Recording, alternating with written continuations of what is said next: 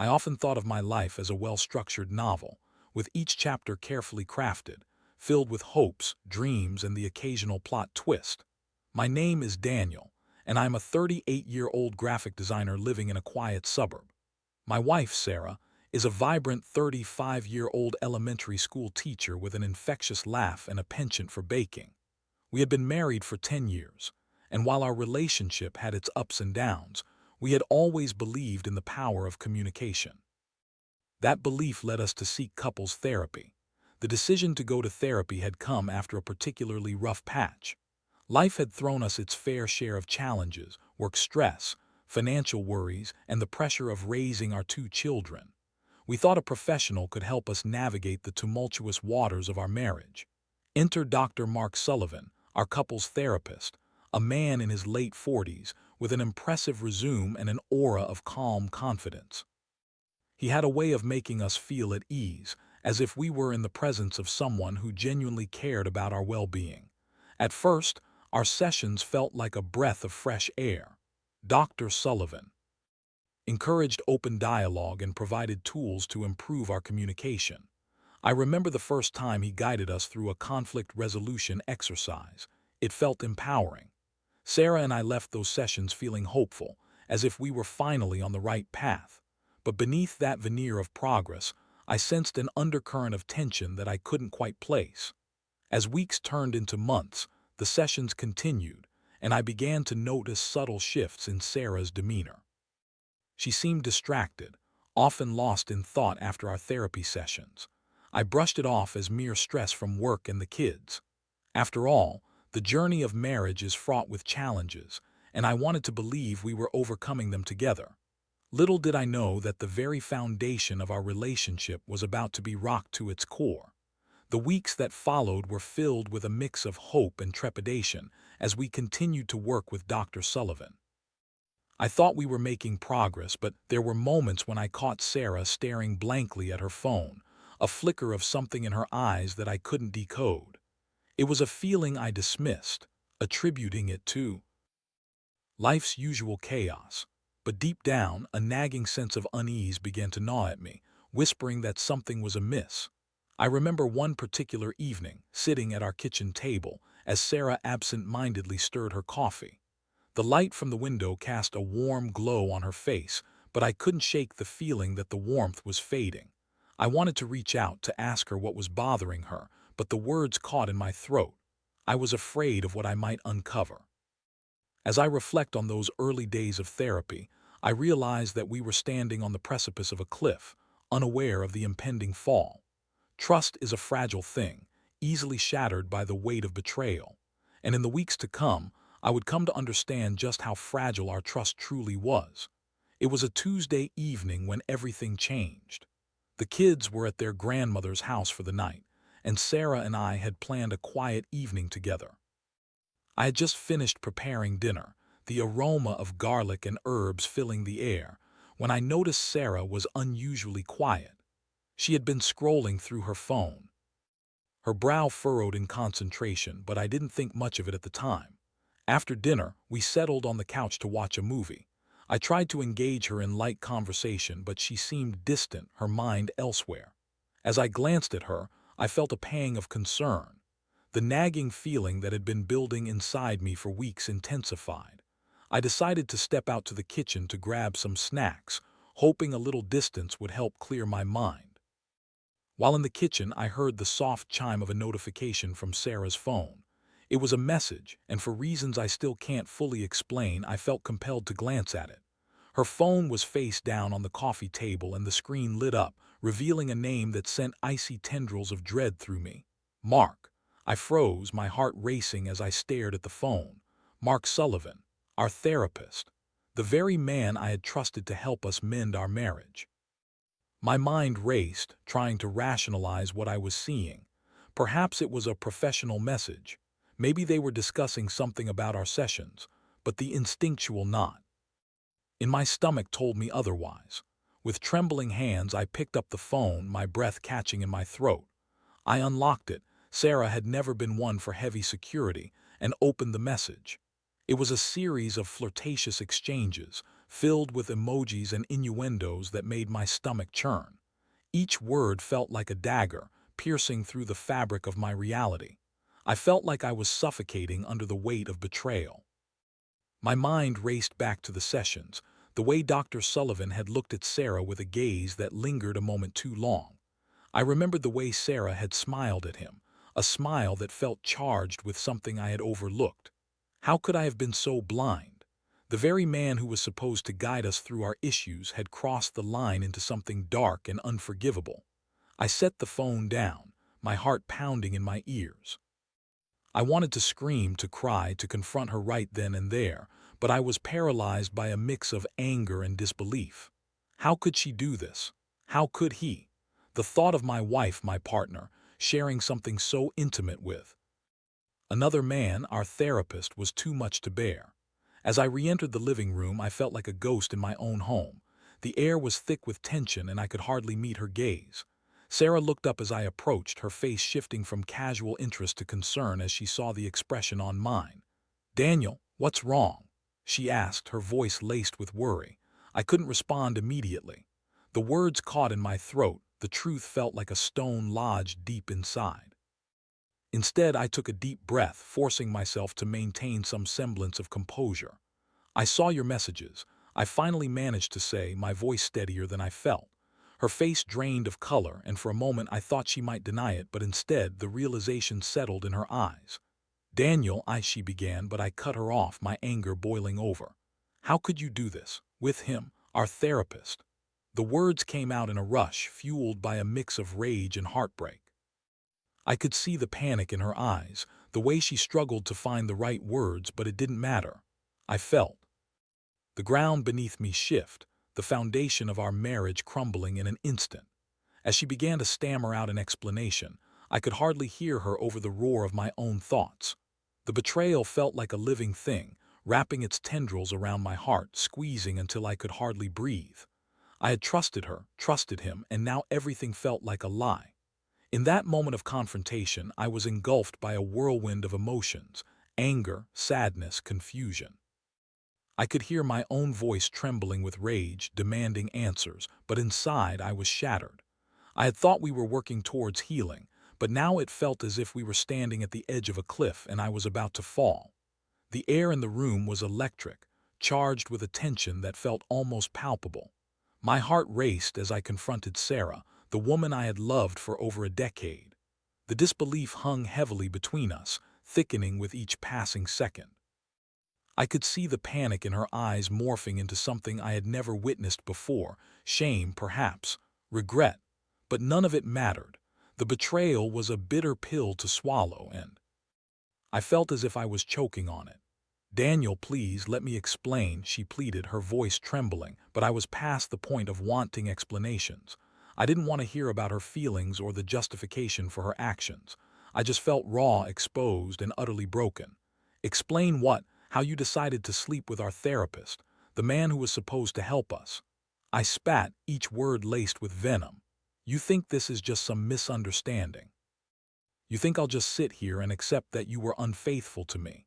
Her face paled further and I could see the realization wash over her.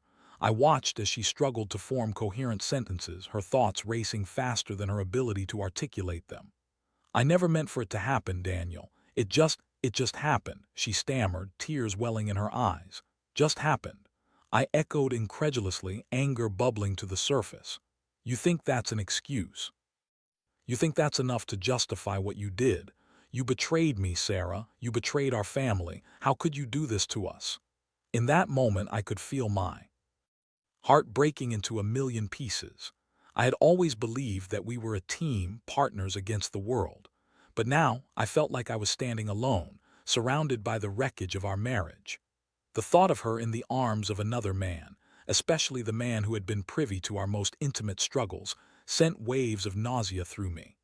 I turned away, pacing the floor, trying to contain the storm of emotions swirling inside me.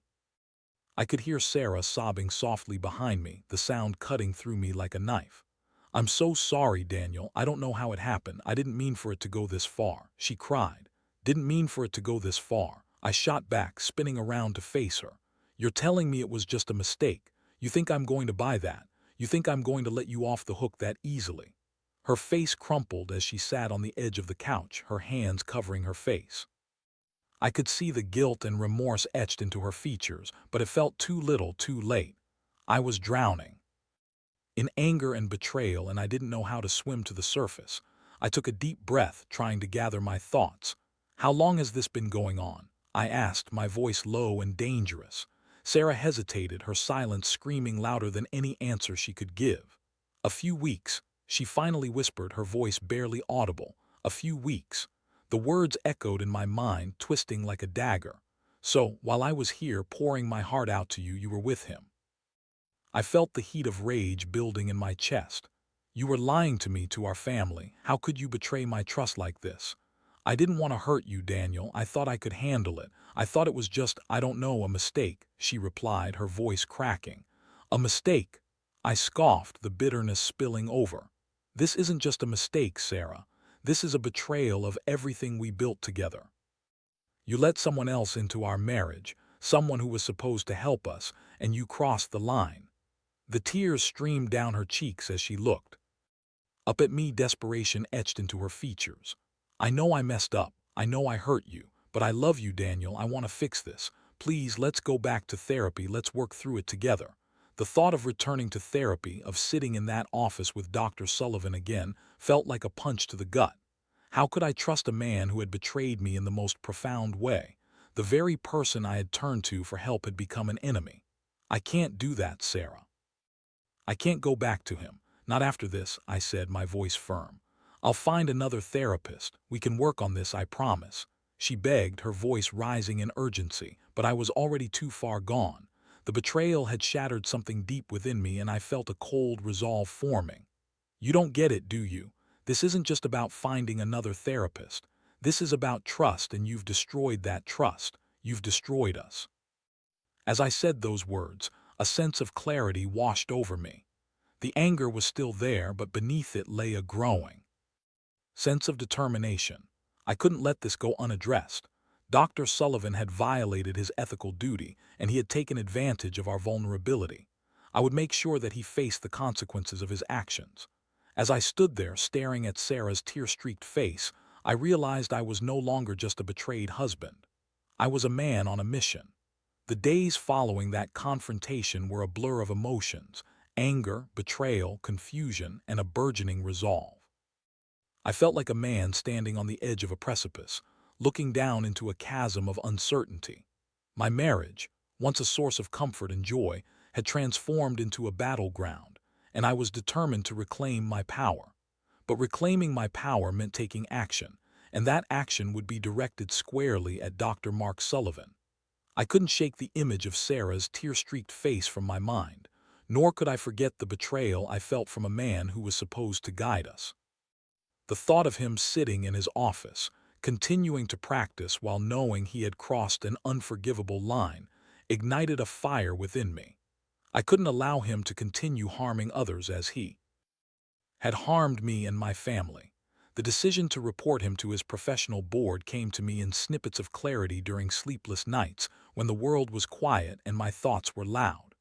I envisioned myself walking into that boardroom, armed with evidence of his misconduct, ready to expose the man who had exploited our vulnerability. The thought of justice, of holding him accountable, became an obsession. But I knew I had to be methodical. I needed evidence.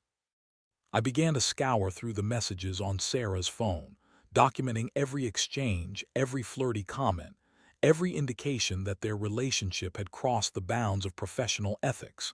It felt invasive, but I reminded myself that I was not the one who had violated trust. I was merely reclaiming what was rightfully mine. As I gathered evidence, I felt a mix of emotions: satisfaction, anger, and a strange sense of empowerment. I was no longer just a victim. I was becoming an advocate for my own truth. I reached out to a few friends, ones I trusted, to seek their advice. They were supportive, expressing disbelief that Dr. Sullivan had acted in such a way. Their encouragement bolstered my resolve, and I felt less alone in this tumultuous journey. But it wasn't just about revenge. It was about preventing this from happening to someone else. I imagined couples walking into Dr. Sullivan's office, vulnerable and seeking help, completely unaware of the predator lurking behind the facade of professionalism. I couldn't let that happen. I had to stand up, not only for myself, but for anyone who might fall victim to his unethical behavior. As I prepared my case, I felt an inner strength building. I meticulously organized the evidence, creating a timeline of events, highlighting the most egregious messages. Each piece of information I gathered felt like a brick in the wall I was building against him. I knew this would be a difficult battle, but I was ready to fight. Then came the day I decided to take action. I made my way to the office of the professional board that governed therapists in our state. The building was imposing, a stark reminder of the authority they wielded. I took a deep breath, trying to quell my nerves. I was there for a purpose, and I couldn't let fear deter me. As I entered the lobby, I was greeted by a receptionist who looked up from her computer, her expression neutral. "How can I help you?" she asked.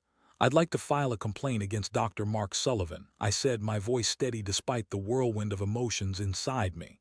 "Do you have an appointment?" she inquired, her demeanor professional. "No, I don't, but it's urgent. I have evidence of unethical behavior," I replied, my heart racing.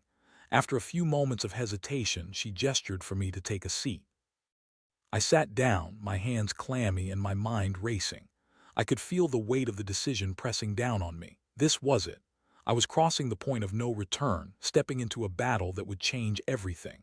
As I waited, I thought about Sarah and the life we had built together. I thought about the trust that had been shattered and the pain I had endured. But I also thought about the strength I had found in this process. I was no longer just a husband seeking answers. I was a man seeking justice. Finally, a woman in her 50s, dressed in a professional suit, approached me. "Mr. Daniels, I'm Julie, the intake officer. Please come with me," she said, leading me to a small conference room. I sat down and she opened her notebook, ready to take notes. "Can you tell me about your complaint?" she asked, her tone encouraging but businesslike. I took a deep breath, and as I began to recount my story, I felt a sense of liberation. I spoke about my marriage, our therapy sessions, and the betrayal I had uncovered. I presented the evidence I had gathered, watching as her eyebrows raised in surprise at the explicit nature of the messages. "Thank you for coming forward, Mr. Daniels," she said, her tone shifting to one of seriousness. "This is a serious allegation, and we take these matters very seriously. We will conduct an investigation." As I left the office, I felt a mixture of relief and apprehension. I had taken the first step toward justice, but I knew the road ahead would be fraught with challenges. I was ready to face them, though. I had reclaimed my voice, and I was determined to see this through. The days that followed my meeting with the professional board felt like a tightrope walk, balancing hope and anxiety. I was filled with a sense of purpose, yet the emotional toll of the past few weeks weighed heavily on my shoulders. Every time I closed my eyes, I was haunted by images of Sarah and Dr. Sullivan, their faces entwined in a betrayal that felt so personal, so deep. I had taken the brave step of reporting him, but I still had no idea how far this would go or what the outcome would be. The professional board kept me informed of their progress, and I learned that they had initiated an investigation. I was asked to provide further details and any additional evidence I could gather. This meant digging deeper into the messages and my memories of our therapy sessions. I spent hours poring over the text exchanges, reliving the moments that had led to this point. The emotional toll was exhausting. I felt like I was on a roller coaster, swinging between anger and heartbreak. Some nights I would lie awake, staring at the ceiling, wondering if I was making a mistake. Was it worth it to expose Dr. Sullivan, or was I simply seeking revenge? But then I would remember the vulnerability of those couples who walked into his office, seeking help, and I would feel a renewed sense of purpose. This was about more than just my pain. It was about justice and accountability. I began to reach out to others who had shared similar experiences, looking for support and solidarity. I found an online support group for spouses of unfaithful partners, and while it was painful to read their stories, it also reminded me that I wasn't alone. Many had faced similar betrayals, and their strength inspired me to keep moving forward. One afternoon, I received a call from Julie, the intake officer. "Mr. Daniels, I wanted to update you on the investigation," she said, her tone professional yet warm. "We've interviewed Dr. Sullivan, and he has denied your allegations. However, we are continuing to gather evidence and speak to other clients." I felt a surge of anger at his denial. How could he lie so easily? Did he think he could get away with this? "What happens next?" I asked, trying to keep my voice steady. "We will look into any previous complaints against him and talk to other clients who have worked with him. It's a thorough process, but we take these matters very seriously," she assured me. I hung up the phone, feeling a mix of frustration and determination. I knew I had to remain resolute. The idea of him escaping unscathed filled me with fury. I decided to take matters into my own hands. If Dr. Sullivan was denying everything, perhaps I could find more evidence to bolster my case. I reached out to Sarah, who was still grappling with the fallout of her actions. Our conversations were strained, a blend of guilt and defensiveness overshadowing our interactions. I didn't want to engage with her emotionally, but I knew I needed her cooperation if I was to gather any further evidence.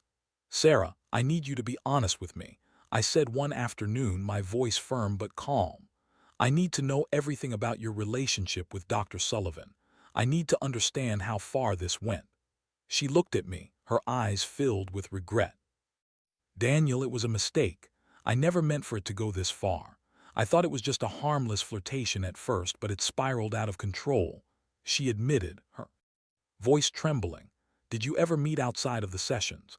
I pressed, needing clarity. She hesitated, her expression pained. "Yes, we did, a couple of times. I thought maybe we could talk about our sessions more freely. I didn't think it would lead to this." I felt a wave of nausea wash over me. "You thought it was harmless. You were betraying our marriage, Sarah. You need to understand how serious this is." I know. I'm so sorry, Daniel." "I messed up," she said, tears streaming down her face. As much as I wanted to feel sympathy for her, anger surged within me. I realized that the more I learned, the more I needed to document. I began to take notes on our conversations, detailing her admissions and the timeline of her affair with Dr. Sullivan. Each new piece of information felt like a brick I could use to build a stronger case against him. I also started to compile a list of questions for the board. I wanted to ensure they understood the gravity of the situation.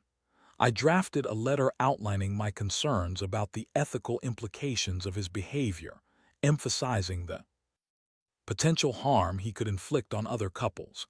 It felt empowering to take control of the narrative, to become an advocate for those who might not have the strength to speak out. Weeks passed, and I continued to gather evidence. The emotional toll was taxing, but I felt a sense of purpose driving me. I began to envision a future where Dr. Sullivan could no longer manipulate vulnerable couples, where he would be held accountable for his actions. Then one evening I received another call from Julie. "Mr. Daniels, we've completed our investigation and we'd like to discuss the findings with you," she said, her tone serious. My heart raced. This was it, the culmination of weeks of emotional turmoil, anger, and determination. "When can we meet?" I asked, my voice steady despite the anticipation swirling within me. "Tomorrow afternoon at our office. I'll send you the details," she replied. As I hung up the phone, I felt a mixture of fear and exhilaration. This was the moment I had been waiting for, the moment I would finally confront the consequences of Dr. Sullivan's actions. I was ready to face whatever came next. The following day arrived. With a weight of anticipation heavy on my shoulders, I dressed carefully, choosing a navy blue suit that made me feel more confident, more in control.